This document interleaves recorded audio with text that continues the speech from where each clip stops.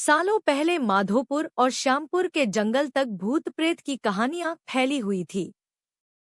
पास के ही गांव के लोग इन्हीं जंगलों में अपने जानवर चराते थे, लेकिन भूत के डर से शाम होने से पहले लौट जाते थे। एक दिन राजीव भी उसी जंगल में अपनी बकरियों के लिए घास लेने के लिए गया था।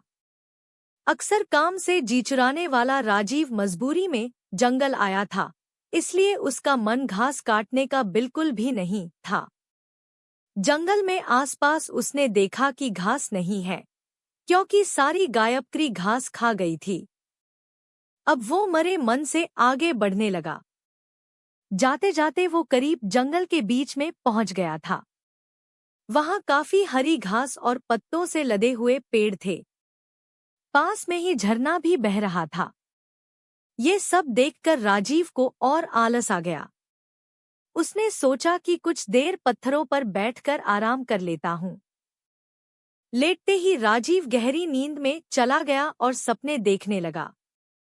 सपने में ही राजीव जंगल का रास्ता भूल गया था और उसने एक अजीब से आदमी को भी देखा। आदमी की शक्ल इतनी डरावनी थी कि राजीव की नींद खुल गई। डरा हुआ राजीव एकदम उठा और बकरियों के लिए घास काटने लगा। भले ही वो घास काट रहा था, लेकिन उसके जहन से सपने वाले उस डरावने इंसान की शक्ल जा ही नहीं रही थी। राजीव घास जल्दी जल्दी काट रहा था, क्योंकि सूरज लगभग ढलने ही वाला था। उसने कुछ देर बाद दो लोगों की आवाज सुनी। वो दौड़ता हुआ उस आवाज की तरफ बढ़ने लगा। उनके पास पहुंचकर राजीव कहने लगा कि मुझे मेरे गांव जाने का रास्ता बता दीजिए। उसकी बात सुनते ही वो दोनों वहां से एकदम गायब हो गए।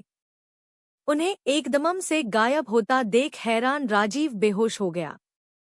कुछ देर बाद जब राजीव को होश आया, तो उसने अपने सामने वही सपने वाला डरावना आदमी देखा। उसी आंखें लाल रंग की थी और दांत बाहर को निकले हुए। किसी तरह से खुद को संभालकर राजीव वहां से पागलों की तरह दौड़ने लगा।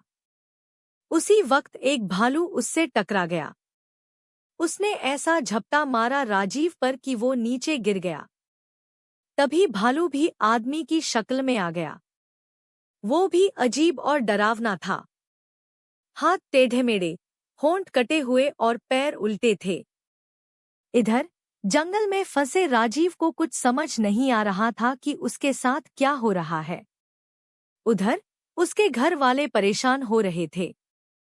रात के 10 बज चुके थे, लेकिन राजीव घर नहीं लौटा था।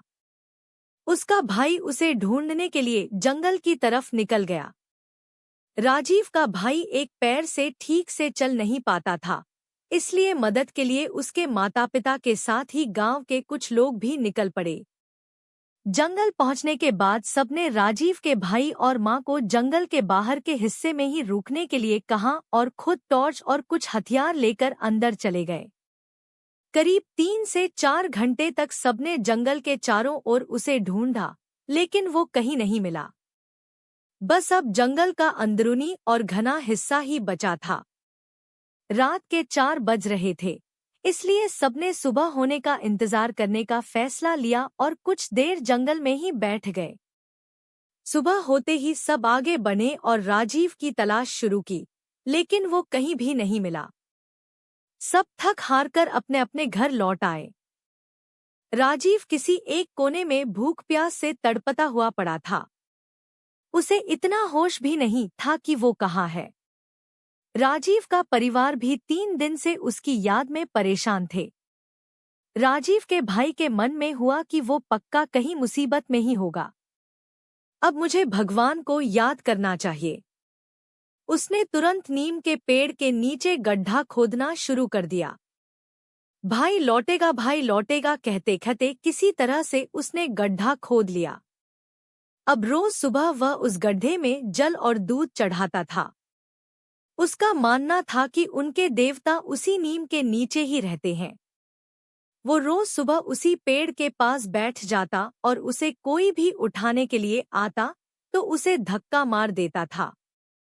नीम के पेड़ के नीचे बैठकर राजीव का भाई बस यही कहता था कि मेरा भाई आएगा। उसे मेरे भगवान लेकर आएंगे। राजीव के न मिलने और उसके बड़े भाई की ऐसी हालत देखकर गांव वालों ने एक भगत को बुलाया। उन्होंने कुछ देर ध्यान लगाकर सबको बताया कि राजीव जिंदा है और वो कल घर आ जाएगा। उसकी मदद करने के लिए खुद भगवान जा रहे हैं। कुछ दिनों बाद राजीव किसी की साइकिल में बैठकर घर सही सलामत लौट कर आ गया। उसका शरीर इतना कमजोर था कि उसे अस्पताल में भर्ती करना पड़ा। करीब 3 बाद उसकी तबीयत ठीक हो गई। अब राजीव के भाई ने पूछा कि तुम्हें क्या हुआ था और किस तरह से तुम बचे। राजीव ने बताया कि उसे जंगल में भूतों ने घेर कर रखा हुआ था। वो ऐसे खतरनाक दिखते थे कि याद करते ही डर लगता है। आवाजें भी अजीब अजीब सी निकालकर मेरे चारों तरफ नाचते रहते थे। मुझे लगता था कि मैं कभी बच नहीं पाऊंगा उन भूतों से, लेकिन भगवान से खुद को बचाने की मिन्नतें भी करता था। तभी ऐसा लगा मानो भगवान ने उसकी पुकार सुन ली हो। उस दिन घोड़े के पैरों की आहट और उसके हिनहिनाने की आवाज आई। सभी भूत ये सुनकर शांत हो गए। घोड़े पर एक आदमी भी सवार था। उसके हाथों में तलवार थी। उसे देखते ही सारे भूत भागने लगे। वो अपनी तलवार से एक एक को मारते हुए आगे बढ़ रहे थे। फिर उस घुड़सवार ने मेरी तरफ देखते हुए कहा कि मैं तुम्हारे लिए ही आया हूं। अब किसी तरह की चिंता मत करना। सुबह होते ही तुम्हें कोई न कोई लेने आ जाएगा। अभी तुम आराम करो। राजीव ने आगे कहा कि उनकी इतनी बात से ही दिल को सुकून मिल गया था। वहां से सारे भूत भी भाग चुके थे, इसलिए मैं बिना किसी डर के सो गया। सुबह जैसे ही मेरी आंख खुली तो वहां एक साइकिल वाला इंसान था। उसने मेरी तरफ हाथ बढ़ाकर कहा कि तुम्हारा घर कहाँ है, बता दो, मैं तुम्हें वहां पहुंचा दूंगा। उसके बाद वो मुझे घर ले आया। कहानी से सीख। भगवान पर अटल विश्वास हो तो वो भक्त की मदद करने के लिए किसी न किसी रूप में जरूर आते हैं।